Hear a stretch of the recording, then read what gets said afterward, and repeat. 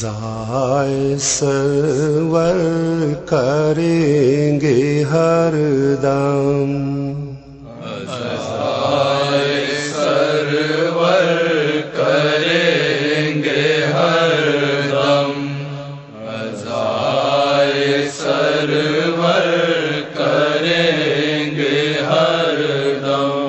دعائے زہرا وجود اپنا، دعائے زہرا وجود اپنا، مصیبتوں میں بس ان کی رونا،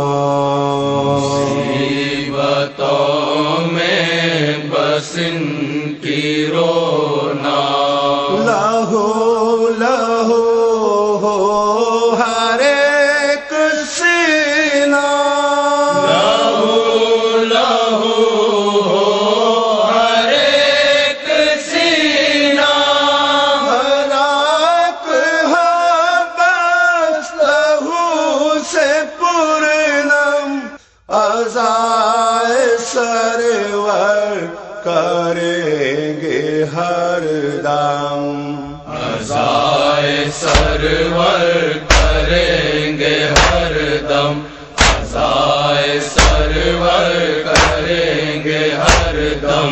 یہ مقتل کربلائی حق ہے، مقتل کربلائی حق ہے، ہر ایک چہرہ قرآن ورق ہے، ہر ایک چہرہ قرآن ورق ہے، عبادتوں کا یہاں سبق ہے، عبادتوں کا یہاں سب۔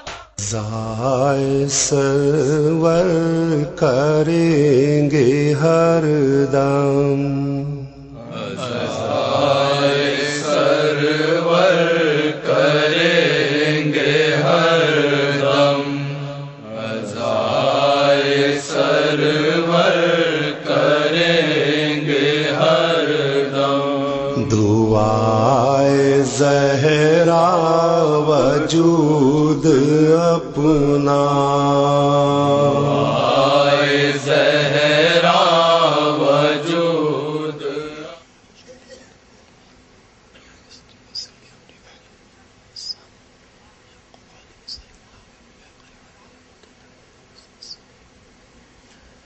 رحم اللہ من قرأ الفاتحہ۔ بسم اللہ الرحمن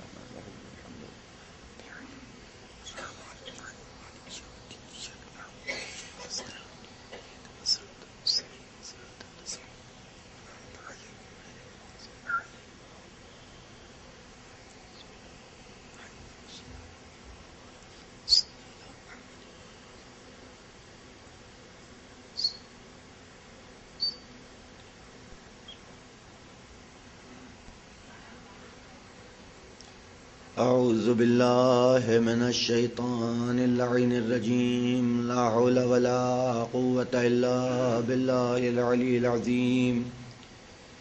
بسم اللہ الرحمن الرحیم، الحمد للہ رب العالمین بارئ الخلائق اجمعین، والصلاة والسلام علی اشرف الانبیاء والمرسلین، صاحب الحوض والکوثر والتاج والمغفر والخطبة والمنبر والوجه الأنور والخد الأقمر والجبين الأزهر والعصب الأطهر والنسب الأشهر، النبي الأمي المكي المدني القرشي الهاشمي الأبدحي البتي الطعامي الحجازي العربي، الرسول المسدد المصطفى الأمجد المحمود الأحمد، مولانا مولى الكونين جد الحسن والحسين أبي القاسم محمد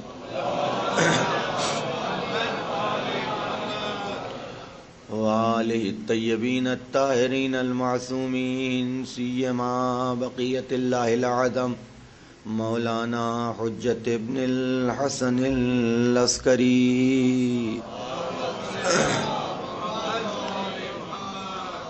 أما بعد فقد قال الله تعالى وتبارك في قرآن المجيد وفرقانه الحميد بسم الله الرحمن الرحيم والفجر والليال عشر والشفع والوتر. ایک صلوات پڑھتے ہیں محمد.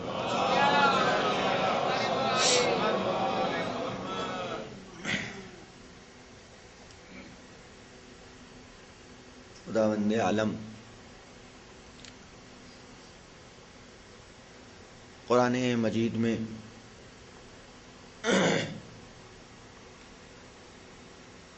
متعدد مقامات اور متعدد جگہوں پہ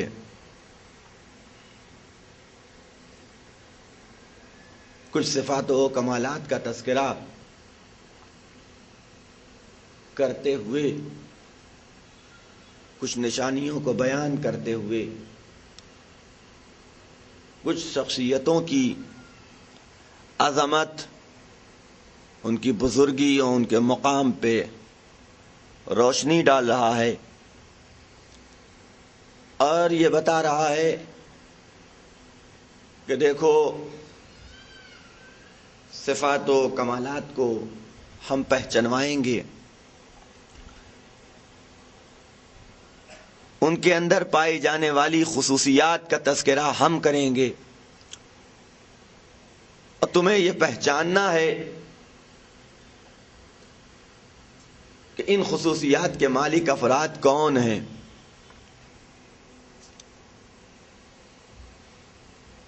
ایک کا تذکرہ نہیں، دو کا تذکرہ نہیں،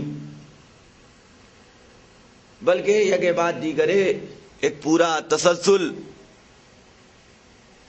جو تقریباً 250 برس کے اوپر پھیلا ہوا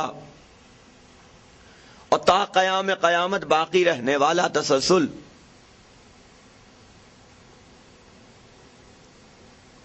خداوند عالم ایک ایسا سلسلہ جاری کر کے انسانوں کے ذہنوں کو جھنجھوڑ رہا ہے. زمانہ بدلتا ہے، ماحول میں چینجنگ آتی ہے، حالات کروٹ لیتے ہیں، تمہارا رہن سہن اس میں تبدیلی آتی ہے، تو تمہارا عنوان یہ ہے کہ جیسے جیسے حالات بدلتے جاتے ہیں ویسے ویسے تم میں چینجنگ آتی جاتی ہے، ویسے ویسے تمہارا طرز حیات کروٹیں لیتا جاتا ہے. 50 سال کے درمیان میں اگر آپ اٹھا کے دیکھیں گے تو اس انسان نے کتنے رنگ بدلے ہیں اور کتنی شکل و صورت اختیار کی. جیسے جیسے ہر 10 سال کے بعد کسی نہ کسی اعتبار سے معاشرے میں چینجنگ آ گئی، بدلاؤ آ گیا، اور اسی اعتبار سے انسان کی خصلتیں بھی بدلتی رہیں، عادتوں میں بھی بدلاؤ ہوتا رہا. عجیب بات ہے کہ خدا نے انسان کو بھیجا تھا کہ وہ معاشرہ بنائے، لیکن یہ انسان وہ ہے کہ جسے معاشرہ خود بنا رہا ہے. یہ معاشرے میں خود بدلاؤ نہیں لاتا، بلکہ بدلے ہوئے معاشرے کے اعتبار سے اپنے کو بدل دیتا ہے. جو اس زمانے کا شعار تھا وہ اس زمانے کا عیب بن گیا، جو اس زمانے کا کمال تھا وہ اس زمانے کا نقص بن گیا، جو اس زمانے کا ہنر تھا وہ اس زمانے کا ہنر بن گیا، جو اس دور میں عیب سمجھا جاتا تھا آج کے ماحول میں وہ ہنر ہو گیا، جو اس زمانے میں برا سمجھا جاتا تھا آج کے اس بدلتے ہوئے ماحول میں اسے اچھا سمجھا جانے لگا. یہ کیا ہو رہا ہے؟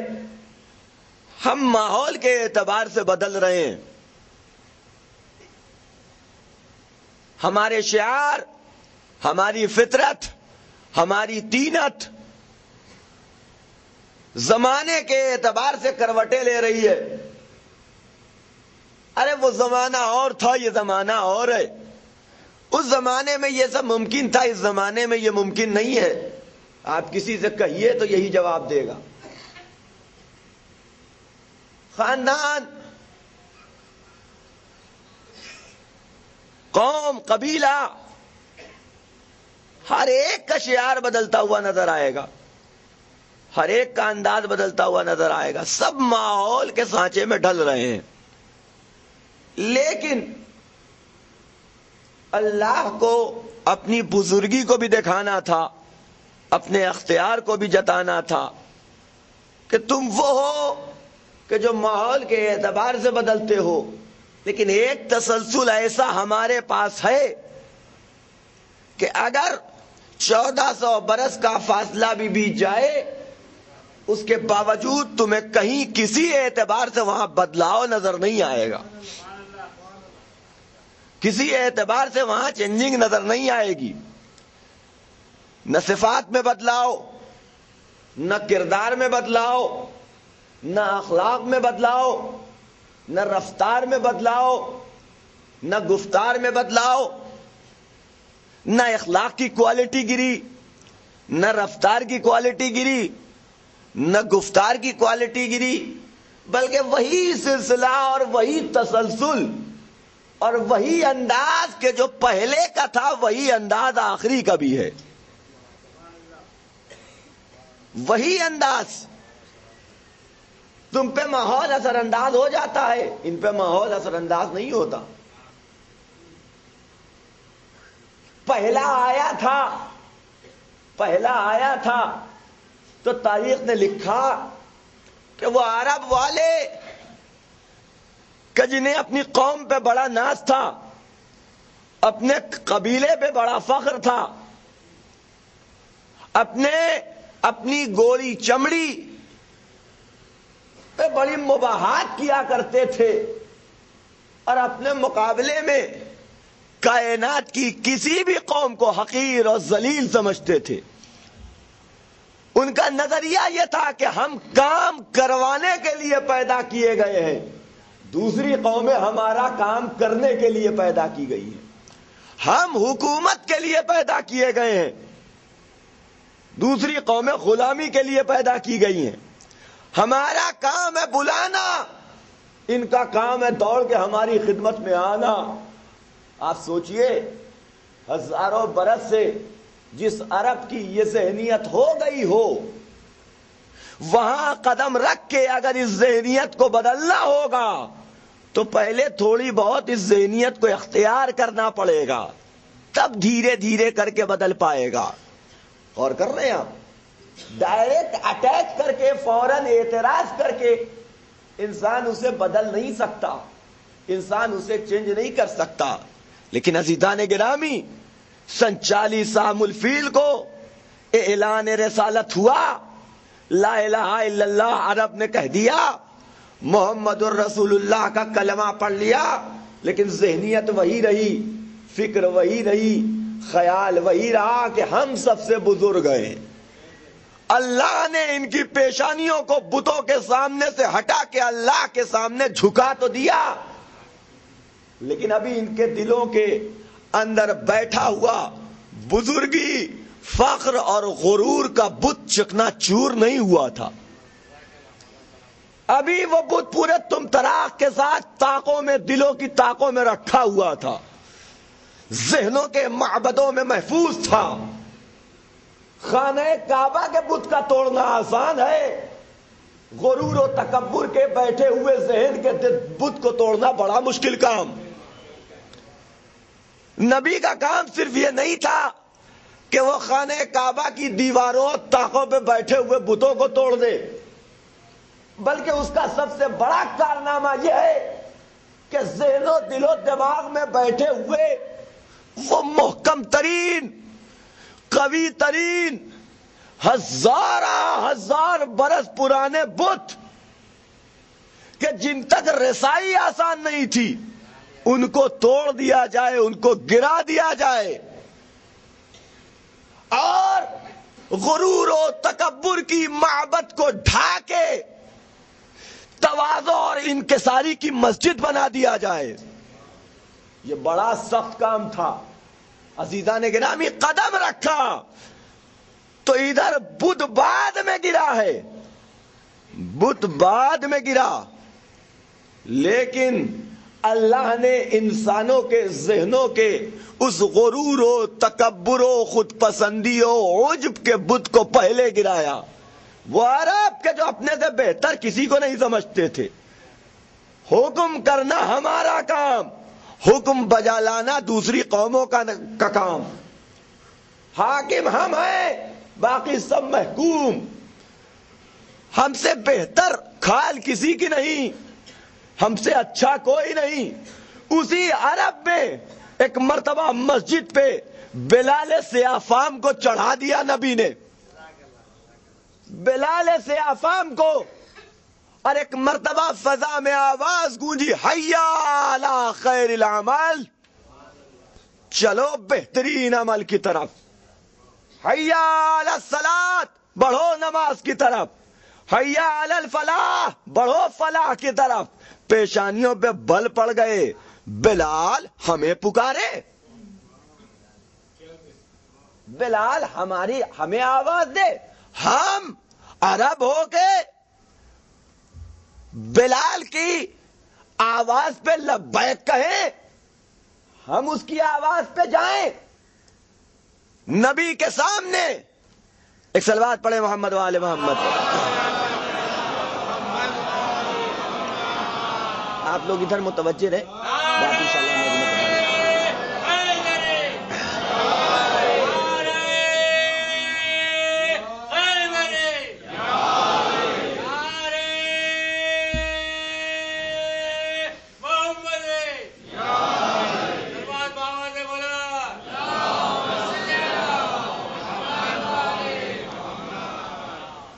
توجہ رکھیے گا.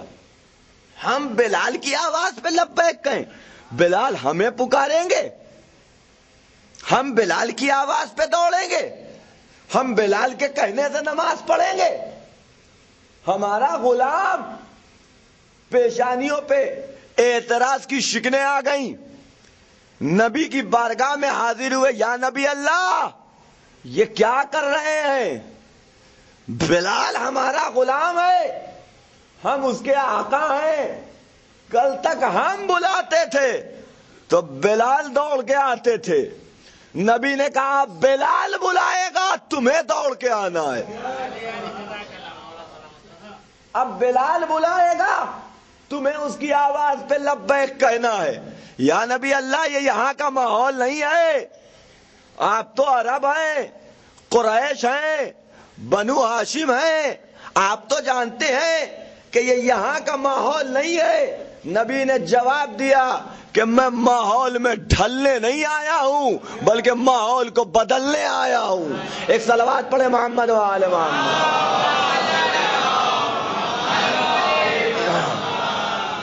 اور کریں آپ، کتنا سخت ترین کام تھا اور کتنا اہم ترین کام تھا.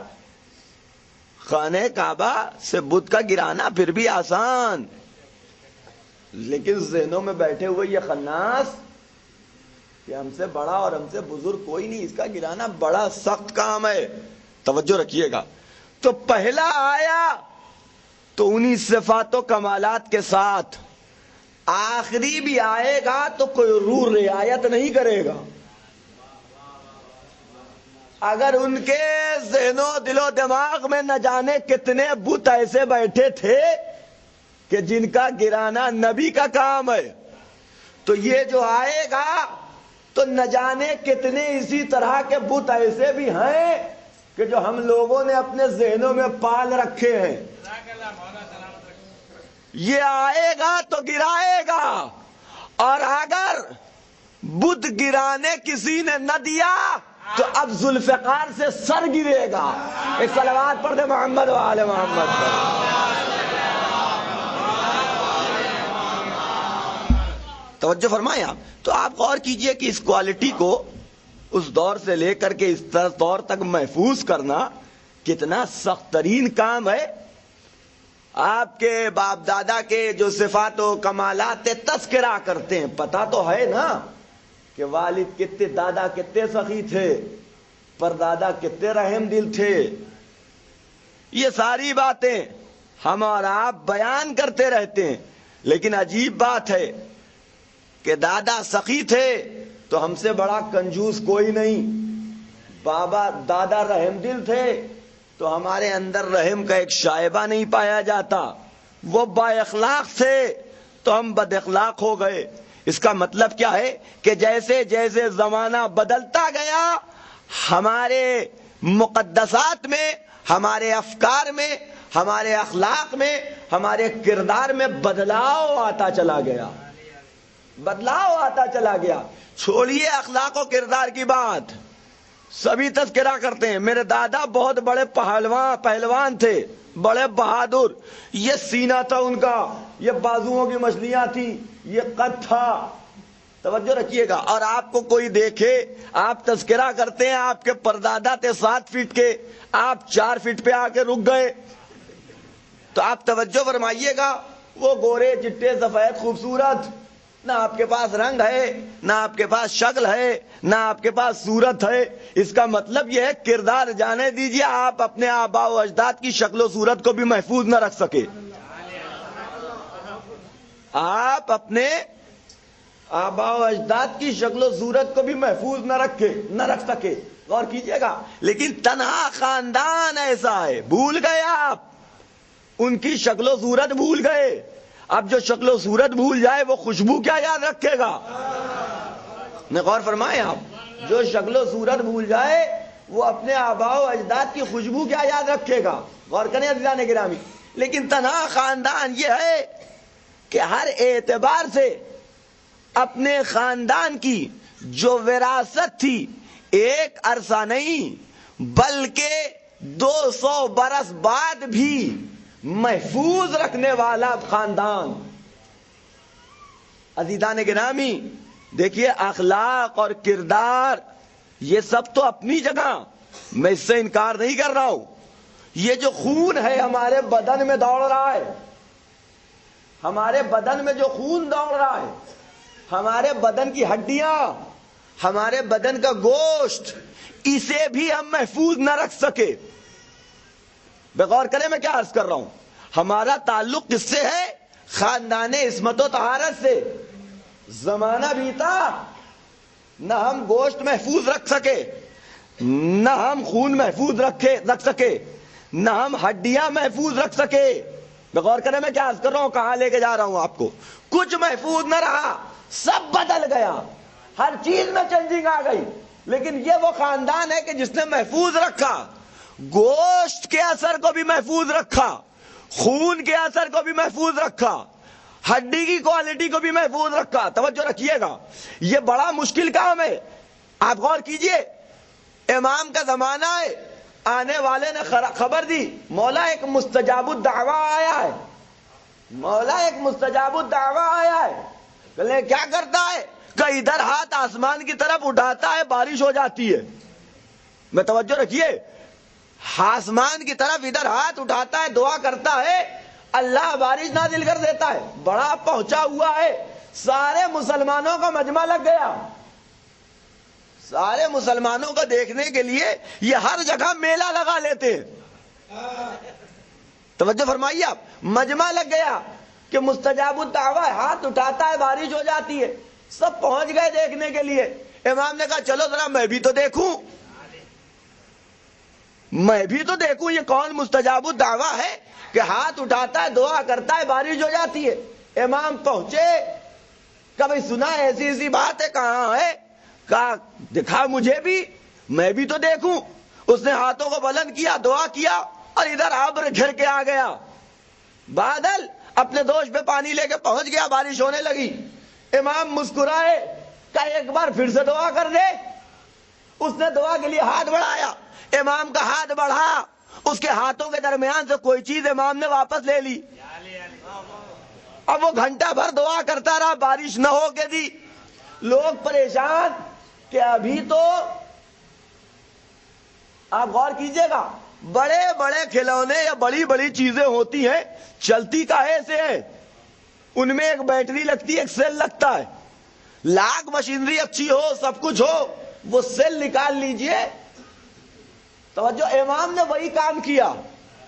توجہ رکھیے گا، امام نے وہ چیز لے لی کہ آپ دعا کر کے دیکھا. وہ ہاتھ اٹھائے ہوئے، نہ بارش ہو رہی ہے، نہ ابر گر کے آ رہا ہے، کچھ نہیں ہو رہا ہے. لوگوں نے پوچھا مولا معاملہ کیا ہے؟ کہ اسے کسی نبی کی ہڈی مل گئی تھی. اسے کسی نبی کی کہیں سے ایک ہڈی مل گئی تھی. جب اسے آسمان کی طرف بڑھاتا تھا اور دکھاتا تھا تو ابر رحمت گھر کے آ جاتا تھا. توجہ رکھیے گا. تو یہ اس میں اس کا کمال نہیں تھا، اس استخوان کا کمال تھا کہ جو آسمان کی طرف بلند کی جاتی تھی. توجہ رکھیے گا، یہ ہے معصوم کی ایک معمولی سی ہڈی کا کمال. اب مجھے سمجھ میں نہیں آتا کہ چاہے وہ امام رضا ہو، چاہے وہ جعفر صادق ہو، یہ ہاتھوں کو اٹھا کر کے دعا کرتے تھے، بارش ہوتی تھی تو بارش دعا کرنے کی وجہ سے ہوتی تھی یا نبی کا خون اور نبی کا ہاتھ آسمان کی طرف بڑھ جاتا تھا، ہو جاتی تھی؟ ایک صلوات پڑھے محمد و آل محمد پر. اس سے بہتر انداز میں نعرہ صلوات.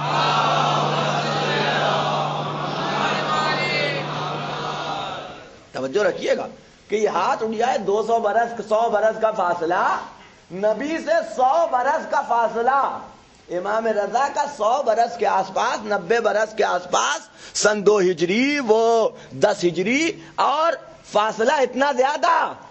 توجہ رکھیے گا، 3 4 نسلیں 7 نسلیں بیت چکی ہیں، لیکن نہ گوشت کی کوالٹی بدلی، نہ نبی کے گوشت کی کوالٹی بدلی، نہ خون کی کوالٹی بدلی.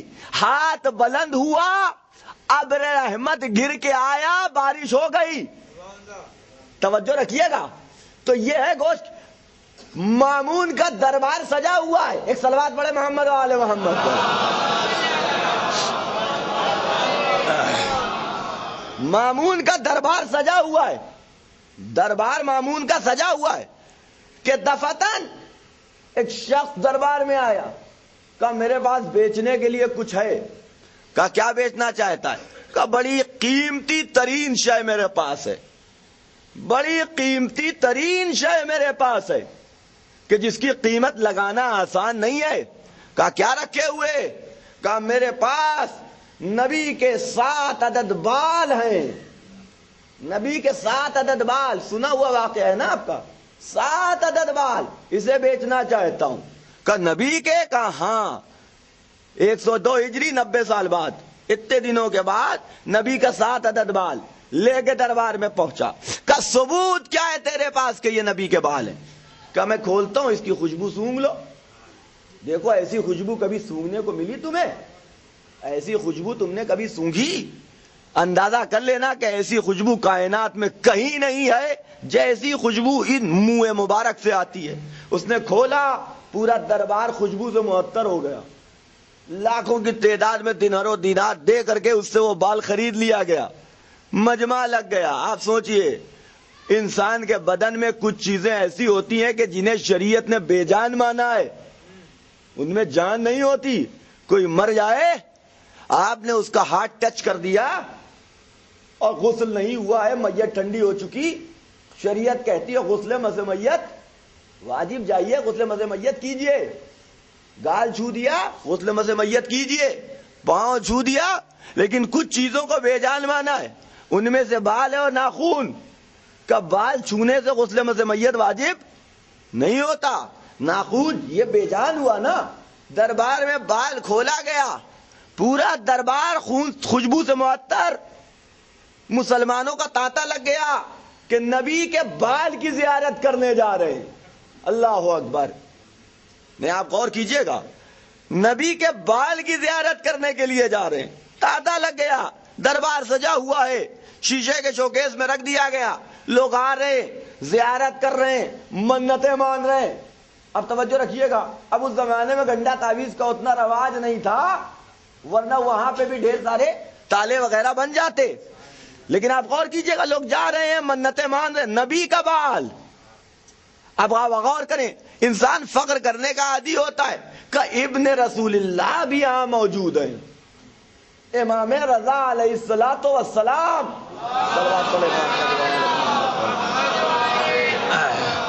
کہ انہیں بھی بلا کے دکھایا جائے، ان کے سامنے بھی پیش کیا جائے، وہ بھی اپنے نانا کے منہ مبارک کی زیارت کر لیں.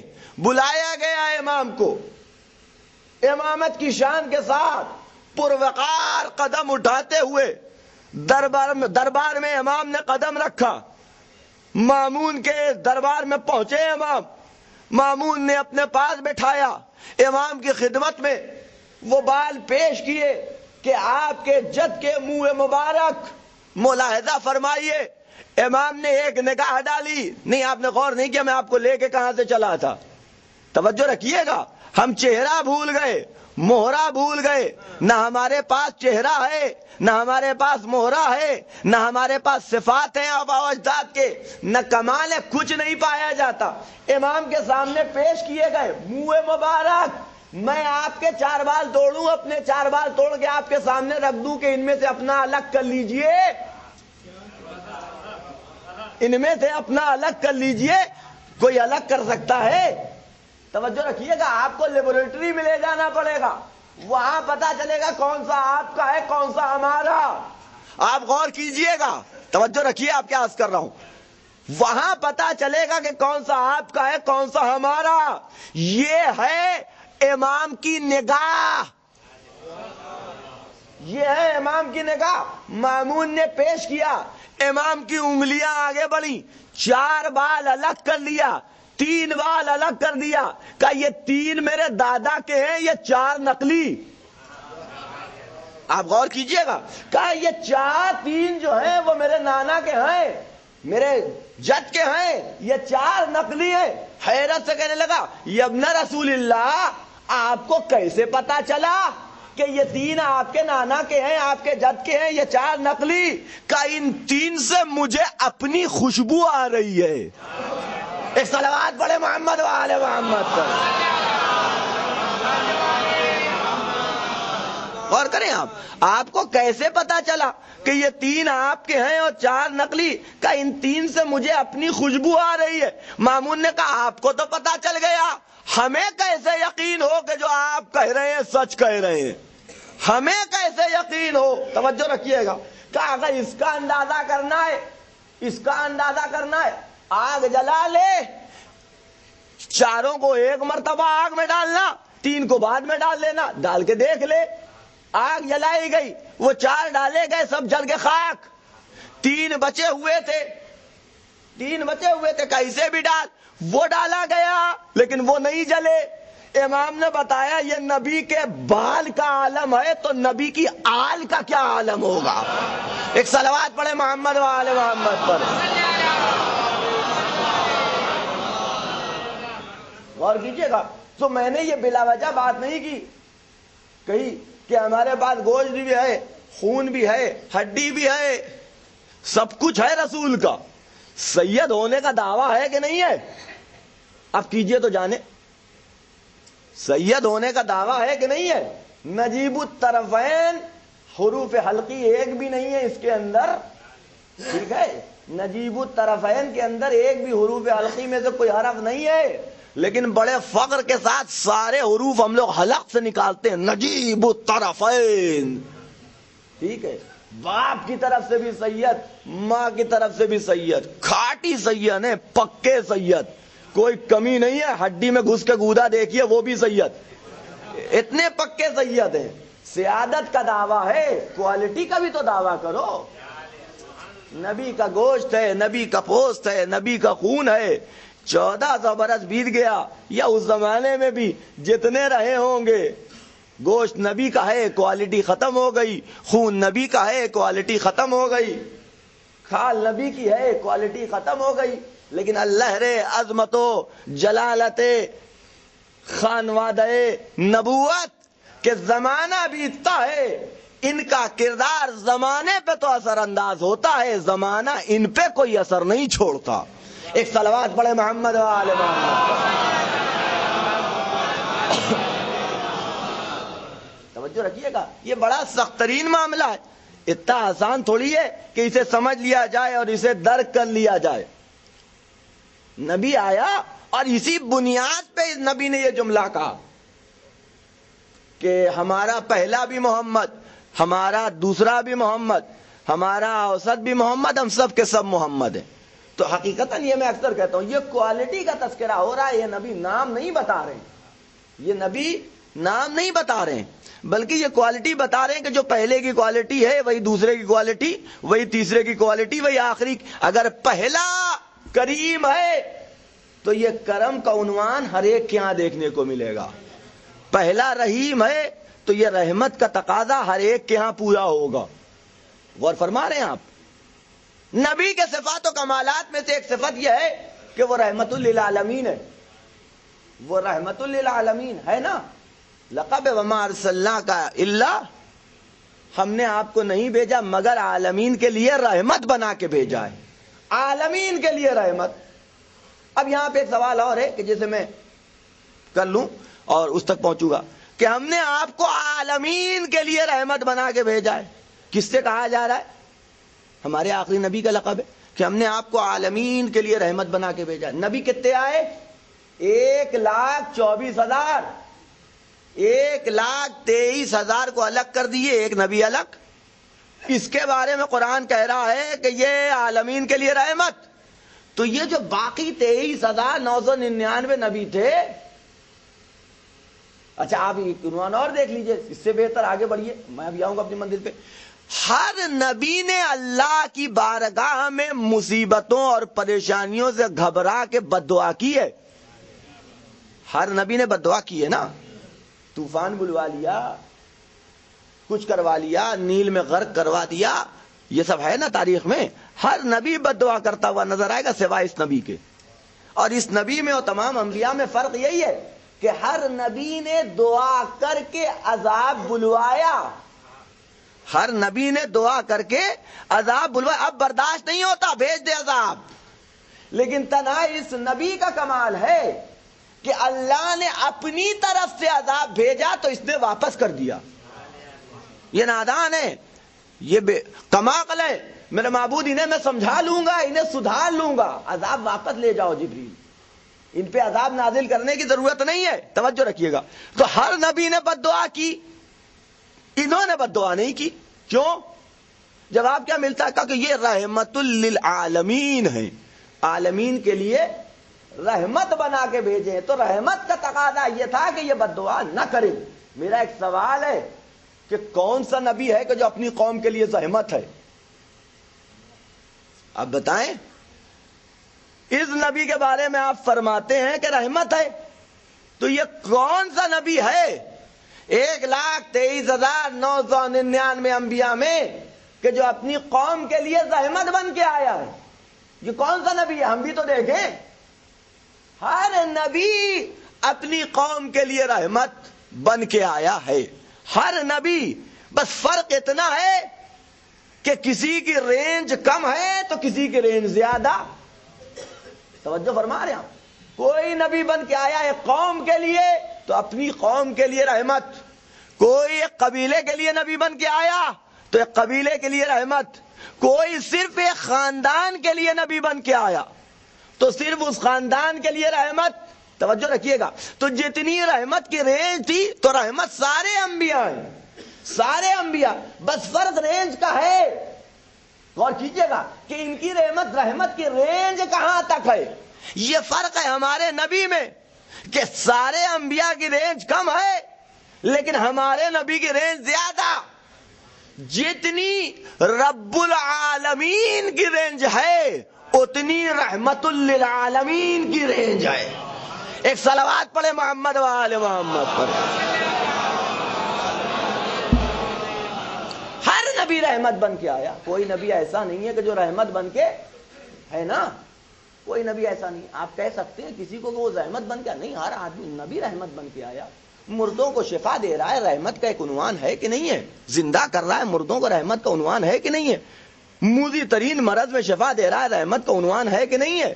کوئی جو ہے لوہے کو لے کر کے اپنے ہاتھوں میں نرم کر دیتا ہے، رحمت کا عنوان ہے کہ نہیں ہے؟ ساری کائنات کے رزق کا سبب بن جاتا ہے، رحمت کا عنوان ہے کہ نہیں ہے؟ ہر نبی رحمت بن کے آیا، کوئی نبی رحمت بن کے نہیں آیا، توجہ رکھیے گا۔ پھر کیا سبب ہے کہ سب نے بد دعا کی، نبی نے بد دعا نہیں کی؟ پھر کیا سبب ہے؟ غور کریں آپ، سارے انبیاء بد دعا کر رہے ہیں، ایک نبی بد دعا نہیں کر رہا ہے، تو سارے انبیاء اور چھوٹے موٹے انبیاء نہیں، آدم، نوح، ابراہیم، موسیٰ، عیسیٰ، غور کیجئے گا، یہ سارے انبیاء سب دو بد دعا کر رہے ہیں۔ یہ نبی ہے کہ جو بد دعا نہیں کرتا۔ اس کی وجہ جانتے ہیں؟ اس کی وجہ یہ کہ کسی نبی نے اس وقت تک بد دعا نہیں کی جب تک اس کے پاس حجتیں باقی رہیں، دلیلیں موجود رہیں، سمجھانے کے لیے استدلال فراہم رہا۔ لیکن جب ساری حجتیں ختم ہو گئیں، ساری دلیلیں دے چکا نبی، سارا استدلال پیش کر چکا نبی، سب کچھ دے چکا، اب کچھ نہیں بچا، اور اب نبی نے یہ محسوس کیا کہ جتنی حجتیں تھی میں دے چکا پھر بھی نہیں مانتے، تو اب نبی نا امید ہوا، ہاتھوں کو اٹھا کہتا میرے معبود جتنی دلیلیں تھی دے چکا، جتنی حجتیں تھی پیش کر چکا، لیکن پھر بھی یہ نہیں مانتے۔ تو جب تک حجتیں رہیں تب تک نبی نے بد دعا نہیں کی۔ محمد عربی بد دعا کرے تو کیسے کرے؟ ابھی حجتیں باقی ہیں، ابھی حجتیں باقی ہیں، توجہ رکھیے گا۔ نبی جانتے ہیں کہ ابھی علی موجود، ابھی حسن موجود، ابھی حسین موجود ہیں۔ ایک صلوات پڑھے محمد و آل محمد۔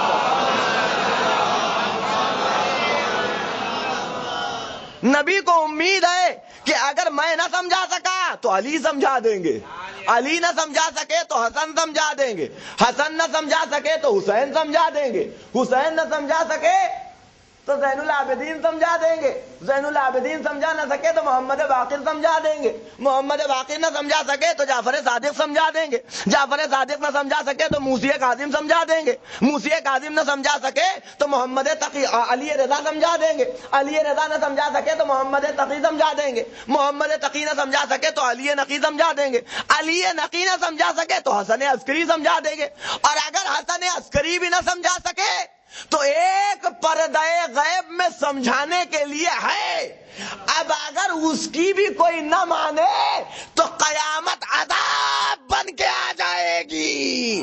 صلوات پڑھے محمد و آل محمد۔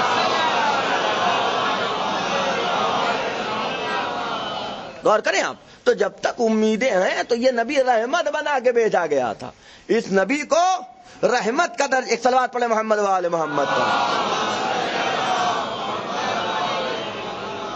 کائنات کے لیے رحمت کہ جس بزم میں اللہ اکبر، اس نبی کا کمال یہ ہے کہ اس نے خدا ہے نا تخلقوا باخلاق اللہ، قرآن کی آیت ہے، اللہ جیسے اخلاق اختیار کرو۔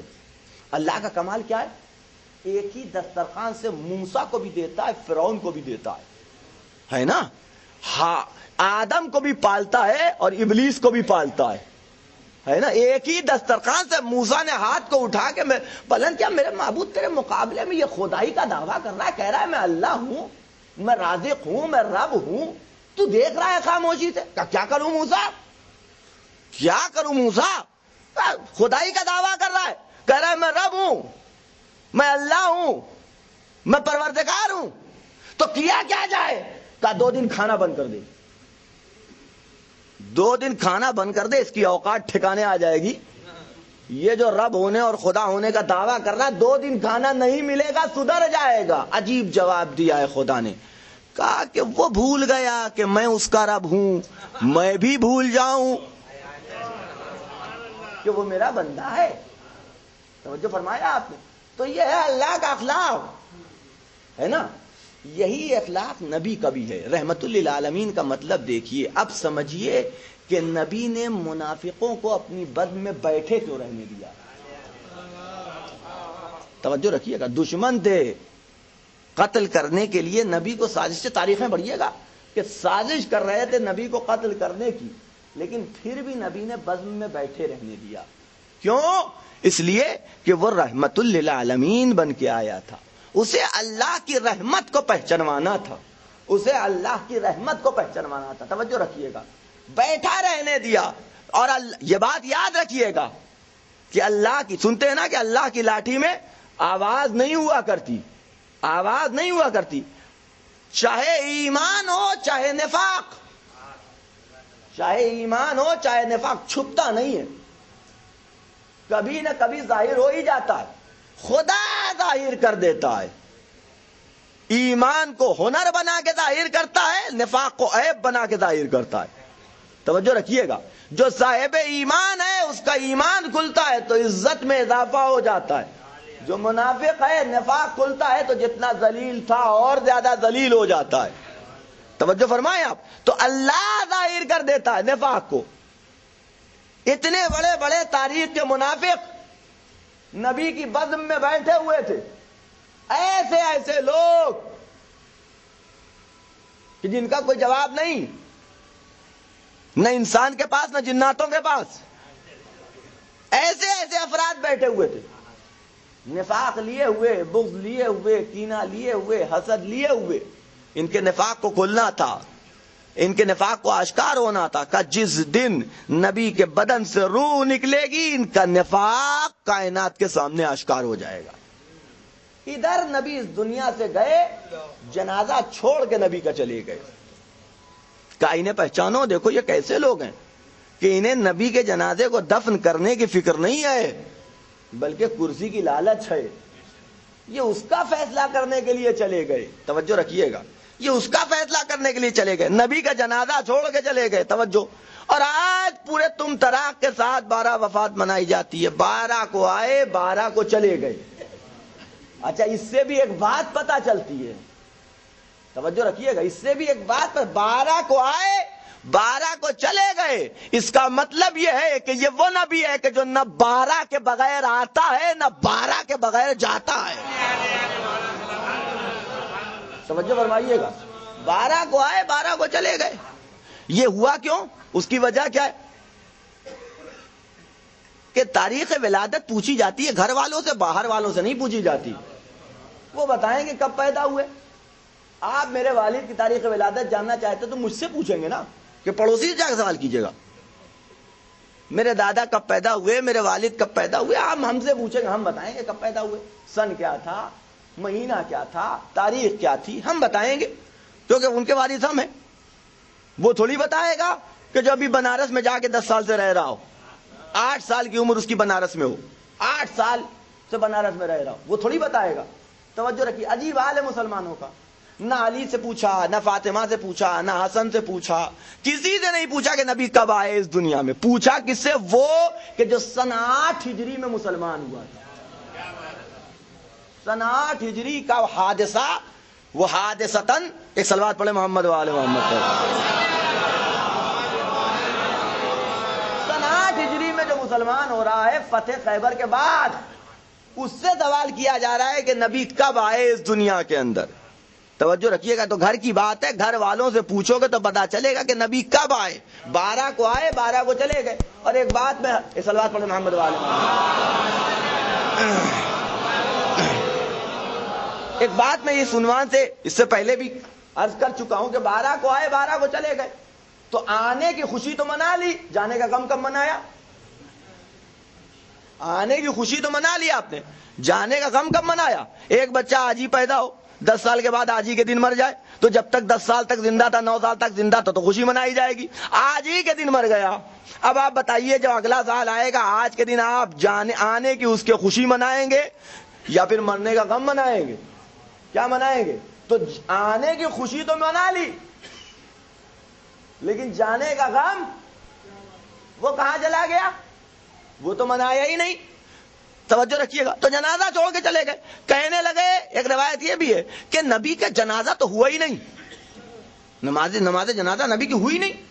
نبی کو نماز جنازہ کیا ضرورت؟ جبریل نے پڑھی، میکائیل نے پڑھ لی تھی، ضرورت ہی نہیں تھی نبی کو جنازے کی۔ توجہ رکھیے گا، ٹھیک ہے چلو مان لیا نماز جنازہ نبی کا نہیں ہوا، غسل تو ہوا، کفن تو پہنایا گیا، قبر میں تو نبی کو اتارا گیا، کوئی ایک دکھا دو، ایک بالٹی پانی پہنچانے والوں میں سے کہ کسی نے ایک بالٹی پانی پہنچایا ہو نبی کے غسل کے لیے، کفن پھاڑنے والوں میں سے کسی کا ایک نام کا دکھا دو، قبر کھودنے والوں میں سے زندہ تھے جب تک نبی تو ہمیشہ قبر کھودتے رہے،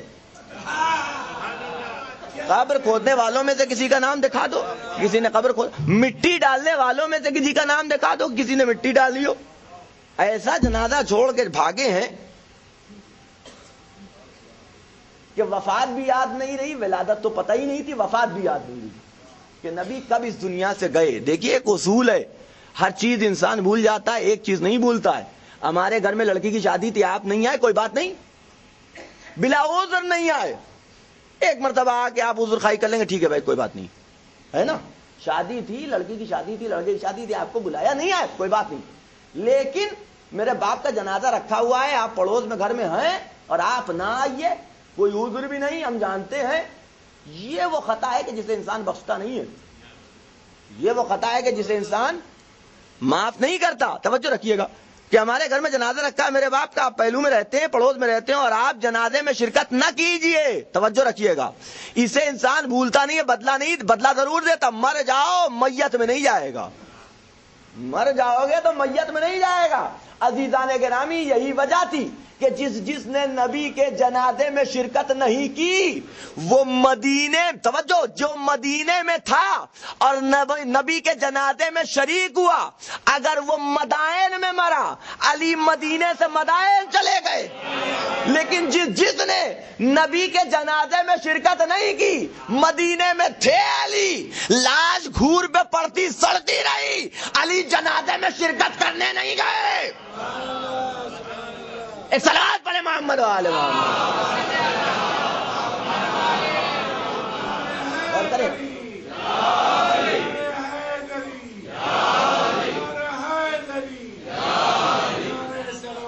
توجہ رکھیے گا،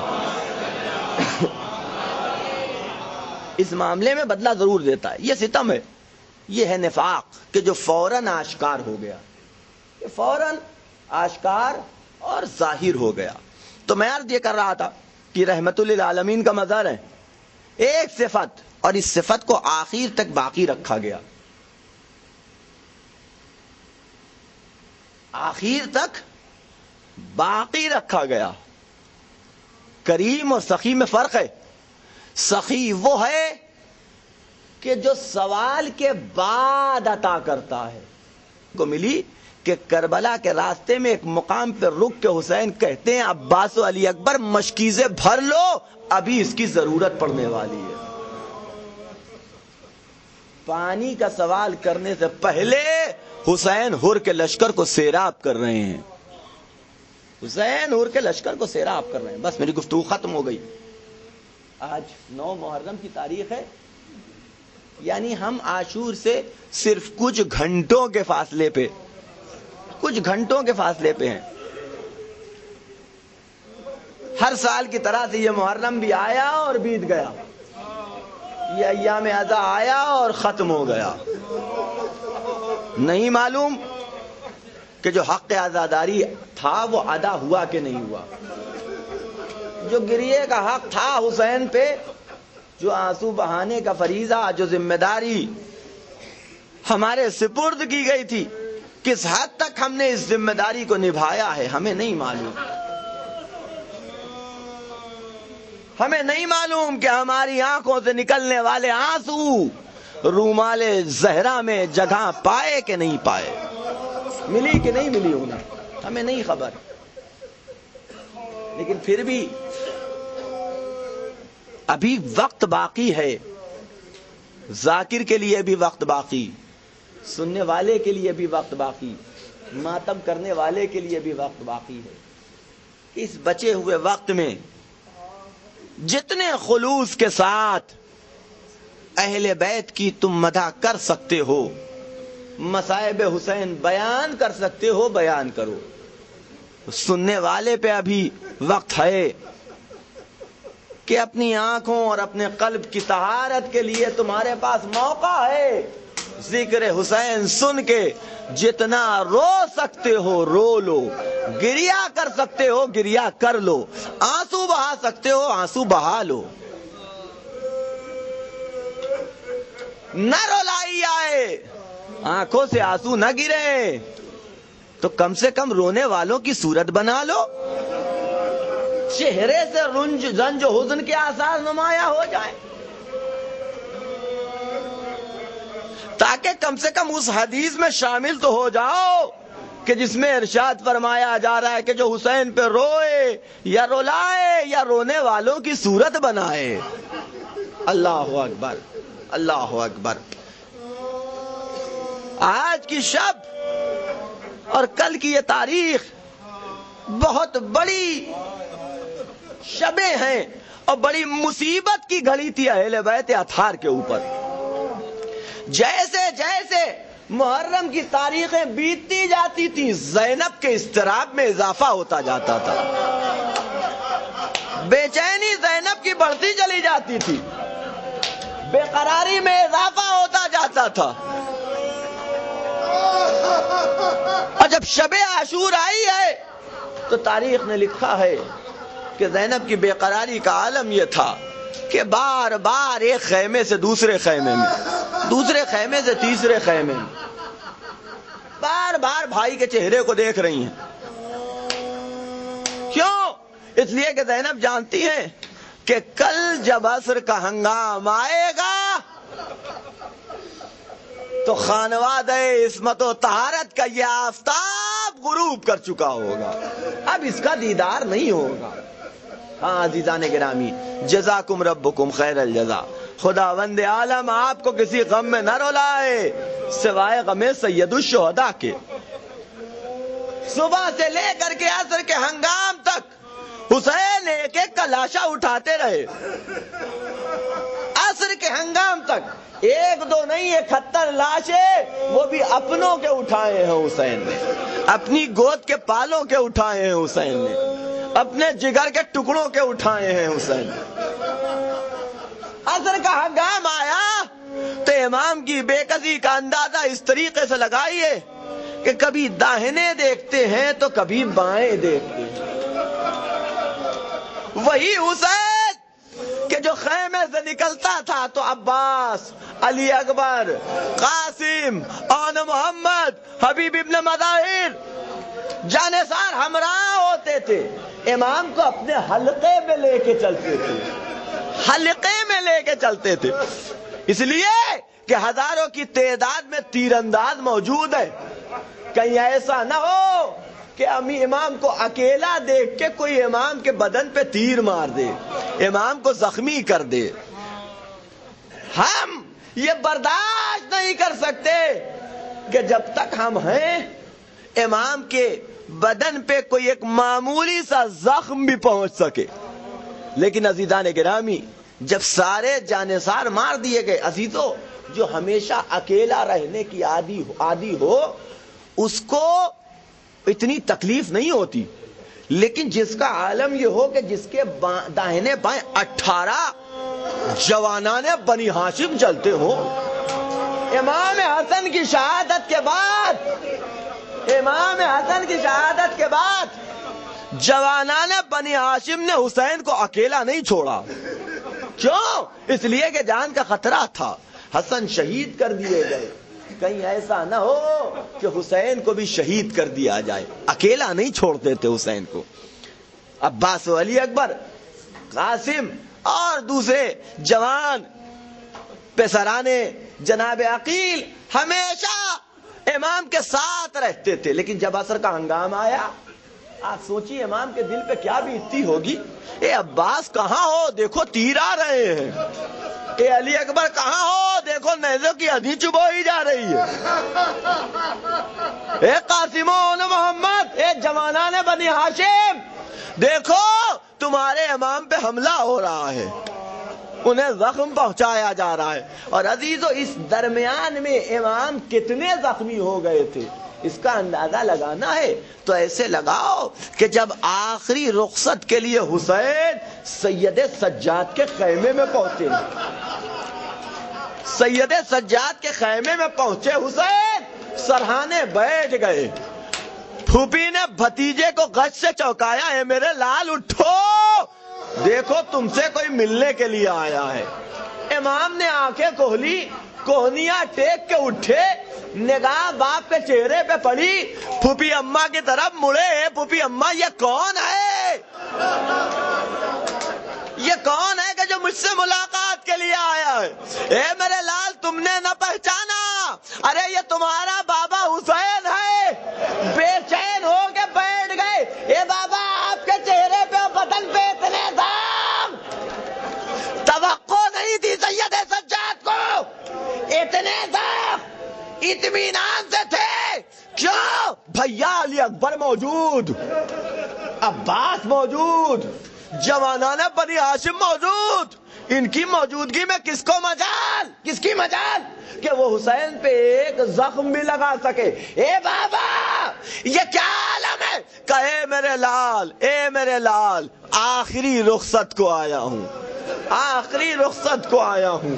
بے چین ہو گئے امام، آواز دی بابا کیا جانثار مارے گئے؟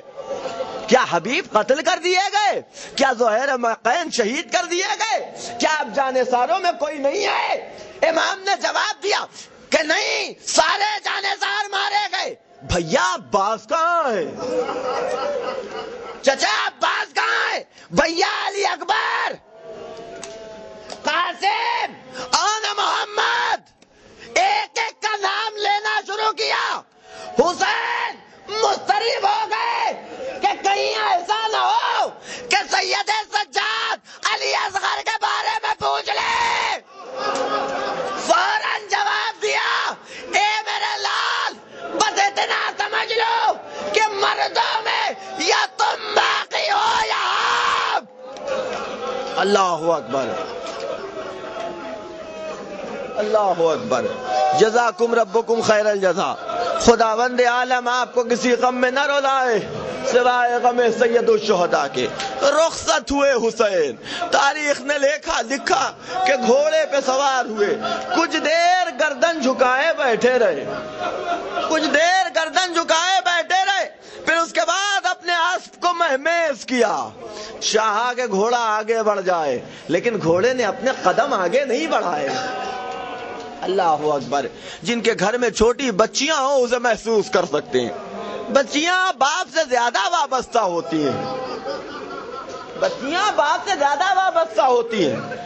مہمیز کیا لیکن امام کے ذوالجلال نے قدم آگے نہیں بڑھایا، پھر اشارہ کیا، پھر آگے نہیں بڑھایا۔ امام نے آواز دی، ہے میرے اسب باوفا، یہ حسین کی آخری سواری ہے۔ حسین آج تیری پشت پہ آخری مرتبہ سواری دے رہا، اے میرے اسب باوفا مجھے میری وعدہ گاہ تک پہنچا دے، پھر تجھے اختیار ہے جہاں جی میں آئے چلے جانا۔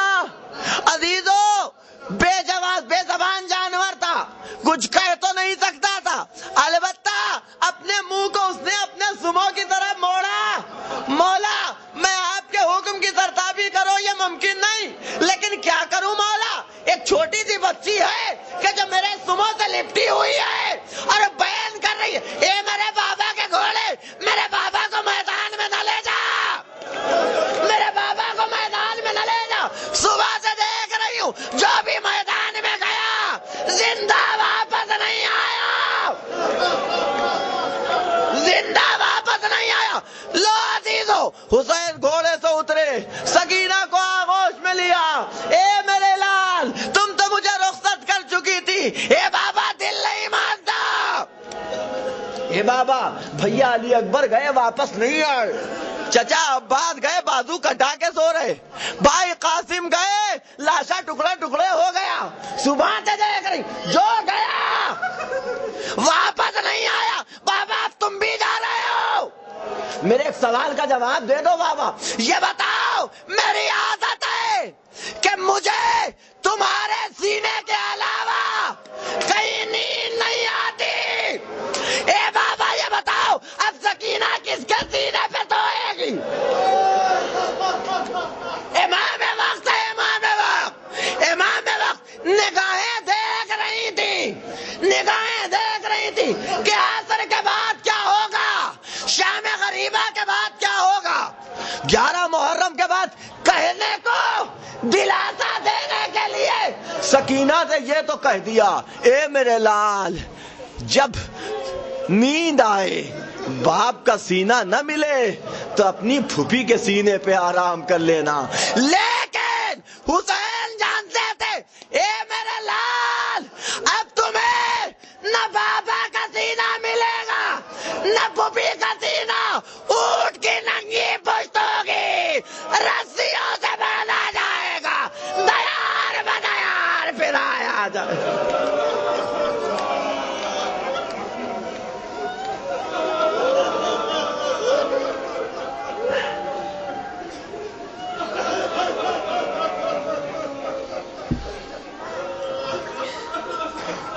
انا للہ و انا الیہ راجعون فسيعلم الذين ظلموا أي منقلب ينقلبون اللهم بحق محمد وانت المحمود وبحق علي وانت الأعلى وبحق فاطمة وانت فاطر السماوات وبحق الحسن وانت المحسن وبحق الحسين وانت قديم الإحسان وبحق أئمة التسعة الطاهرين من ذرية حسين عليه السلام ربنا تقبل منا انك انت السميع العليم ربنا آتنا في الدنيا حسنة وفي الآخرة حسنة وقنا عذاب النار۔